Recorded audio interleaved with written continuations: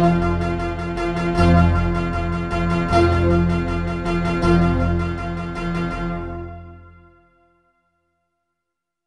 Video में हम जानेंगे ओव्यूलेशन की टाइमिंग के बारे में, यानी आपका एग ओवरी से कब रिलीज़ हो सकता है, ये आपको कैसे पता चलेगा। तो इसके लिए सबसे पहले आपको ये जानना ज़रूरी है कि आपकी साइकिल लेंथ क्या है। साइकिल लेंथ यानी आपकी माहवारी की लंबाई क्या है।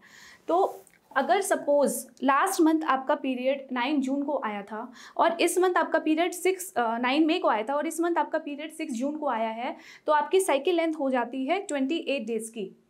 और अगर आपकी साइकिल रेगुलर है तो ये आपके लिए बहुत अच्छा है कि आप अपनी साइकिल लेंथ एक्यूरेटली कैलकुलेट कर सकते हैं। मैं आपको ये बताना चाहती हूँ कि जो नॉर्मल मेंस्ट्रुअल साइकिल है उसके 2 फेजेस होते हैं। फर्स्ट हाफ होता है फॉलिकुलर फेज और सेकेंड हाफ होता है ल्यूटियल फेज। ल्यूटियल फेज हर लेडीज़ में कांस्टेंट होता है 14 डेज़ का, जो कि हम चेंज नहीं कर सकते हैं। बट जो फर्स्ट हाफ होता है फॉलिकुलर फेज का वो वेरिएबल होता है, वो हर लेडी में हम चेंज होता है और हर साइकिल में भी चेंज हो सकता है। तो अगर हम ल्यूटियल फेज को आपकी साइकिल लेंथ से सब्ट्रैक्ट करते हैं, यानी 28 में से अगर हम 14 सब्ट्रैक्ट करते हैं तो फॉलिकुलर फेज होता है 14 डेज़ का। यानी आपका ओव्यूलेशन कब होगा, वो होगा 14th डे पे ओव्यूलेशन।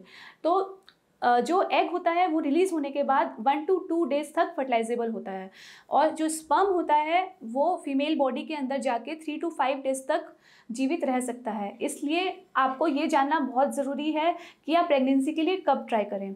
तो जब आपका ओव्यूलेशन होने वाला हो उसके 2 या 3 दिन पहले से लेकर 1 या 2 दिन बाद तक आपको अपने हस्बैंड के साथ कॉन्टैक्ट बनाना बहुत ज़रूरी है, क्योंकि एग रिलीज़ होने के बाद सिर्फ 1 to 2 डेज़ तक ही जीवित रहता है।